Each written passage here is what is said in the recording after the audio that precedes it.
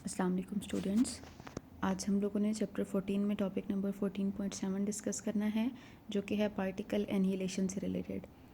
ये आपकी बुक का छोटा सा टॉपिक है और बहुत सिंपल सी बातें इसमें लिखी हुई हैं। सो यहीं से हम बुक से ही इसको डिस्कस करेंगे। सो पार्टिकल एनिहिलेशन क्या होता है कि हमने इस चैप्टर में प्रीवियसली जो टॉपिक नंबर 14.3 डिस्कस किया था, जिसमें हमने मैटर और एंटी मैटर के बारे में पढ़ा था, वहाँ पर हमने देखा था कि जी according to big bang theory which is 13.7 million ago took place.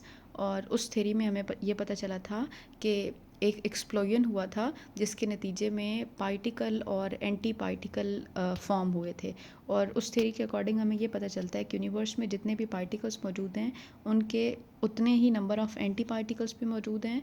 और ये जो पार्टिकल्स और एंटी पार्टिकल हैं, इनमें सिर्फ फ़र्क क्या होता है कि they both have same mass but opposite charge. ठीक है, तो पार्टिकल एनिहिलेशन ये होता है कि जब एक पार्टिकल के साथ उसका एंटी पार्टिकल कंबाइन करता है, तो ये इनके कम्बिनेशन के नतीजे में आपको some amount of energy release होकर मिलती है। ठीक है, वो एनर्जी जो है वो गैमा रेज़ की फॉर्म में या in the form of photon release होती है।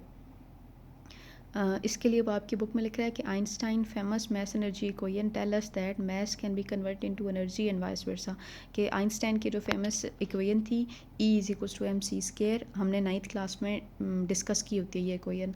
और ये हमें ये बताती है कि मैस और एनर्जी आपस में इंटर कन्वर्टेबल होते हैं। कह रहा है कि as we have studied earlier that soon after big bang matter and antimatter were formed. Big bang theory के अकॉर्डिंग मैटर और एंटी मैटर फॉर्म हुए थे। What will happen if matter come closer to antimatter. क्या होगा अगर matter anti matter के करीब आ जाए? तो इसका क्वेश्चन का आंसर है कि they will annihilate each other and convert the mass into energy, बस just according to mass energy equation. तो ये आपस में एनहिलेट हो जाएंगे कंबाइन करने के बाद, और जितना भी मैस होगा वो सारा का सारा एनर्जी में इंटर कन्वर्ट हो जाएगा। A particle and its antiparticle cannot exist at one place together because when they come closer to each other, they annihilate each other. After annihilation products, the annihilation process, the product is the energy in the form of gamma ray photon. तो annihilation के बाद हमें जो product मिलेगा वो energy मिलेगी in the form of gamma ray photon. If an electron and positron come in close proximity, they annihilate each other and form two gamma ray photon. तो वो हमें आपकी बुक में एक इलेक्ट्रॉन और पॉजिट्रॉन, यानी कि इलेक्ट्रॉन का जो एंटी पार्टिकल होता है पॉजिट्रॉन, इनकी एनिहिलेशन दिखा रहा है कि जब ये आपस में कंबाइन करते हैं, एनिहिलेट करते हैं, तो गैमा फोटोन रिलीज़ होते हैं। ठीक है, और हमने ये बात देखी थी ना कि पार्टिकल फिज़िक्स में जैसे law of conservation of energy होता है, law of conservation of momentum होता है, इस तरह law of conservation of charge भी होता है। तो यहाँ पर दो चार्जेस हैं, इलेक्ट्रॉन और पॉजिट्रॉन। ये जब आपस में एनहिलेट करेंगे तो हमारे पास दो गैमा रे के फोटोन देखने को हमें मिलेंगे इस रिएक्शन में। कह रहा है कि production of two photon is necessary in this reaction to conserve the momentum of the system. दो फोटोन की प्रोडक्शन इसलिए नेसेसरी है ताकि मोमेंटम को कंजर्व रखा जा सके। और law of conservation of momentum ये होता है कि मोमेंटम बिफोर कोलिजन और मोमेंटम आफ्टर कोलिजन जो है वो दोनों पार्टिकल्स का सेम रहना चाहिए।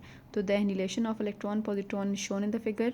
The above reaction of annihilation is that in which the product is energy but this energy can be further convert into matter particles. के इस रिएक्शन के नतीजे में जो हमें प्रोडक्ट मिला है वो एनर्जी है, और आइंस्टाइन की एनर्जी का कॉन्सेप्ट यूज़ करके हम इस एनर्जी को मैटर में कन्वर्ट करके लेके जा सकते हैं। In large hadron collider at CERN and Fermi lab, the energy from those annihilations converted into matter particle which were previously undiscovered. तो CERN या फर्मी लैब के नाम से हमारे पास दो लेबॉर्ट्रीज़ हैं जिनके अंदर लार्ज हाइड्रोन कोलाइडर के अंदर इस एनर्जी को, यानी कि जो दो पार्टिकल और एंटी पार्टिकल के एनिहिलेट करने से मिलती है, इस एनर्जी को मैटर में भी कन्वर्ट किया जा सकता है। नेक्स्ट हमारे पास इसकी हमें एक एग्जांपल वो देकर बता रहा है कि annihilation not only give us energy by totally destroying the particle. मतलब ये जो एनिहिलेशन का प्रोसेस होता है ये सिर्फ हमें एनर्जी ही नहीं देती कि पार्टिकल डिस्ट्रॉय हो तो हमें सिर्फ देखने को एनर्जी मिले। It can also give us some new particle. Matter और एंटी मैटर के एनिहिलेट करने के नतीजे में हमें एनर्जी के साथ साथ कुछ और न्यू पार्टिकल्स भी देखने को मिलते हैं। और फिर लिखा हुआ है कि if quarks with their own flavour antiquark come closer to each other they annihilate each other by producing energy and a new pair of quark and antiquark. तो मतलब अगर क्वार्क और इसका अपना एंटी क्वार्क एनिहिलेट करेंगे तो हमें energy के साथ साथ एक और क्वार्क और इसका एंटी क्वार्क मिलेगा। The annihilation of an up quark and anti up quark is shown. एक अप क्वार्क और एंटी अप क्वार्क की एनिहिलेशन हमें फिगर नंबर 14.18 में दिखाई गई है। In which at first they annihilate each other by producing energy, मतलब पहले ये एनहिलेट कर रहे हैं और एनर्जी रिलीज़ कर रहे हैं, and then by gluon interaction they finally produce top quark and bottom quark. तो फिर ग्लूऑन इंटरेक्शन के नतीजे में ग्लूऑन जो है वो हमने पढ़ा था कि स्ट्रॉन्ग न्यूक्लियर फोर्स के एक्सचेंज पार्टिकल हैं। तो ये जो ग्लूऑन्स हैं ये बाइंडिंग का काम करते हैं, तो ये इन दोनों अप और एंटी अप क्वार्क को कंबाइन करके जो दो डिफरेंट क्वार्क्स बनाएंगे वो टॉप और एंटी टॉप क्वार्क हमें देखने को मिलेंगे।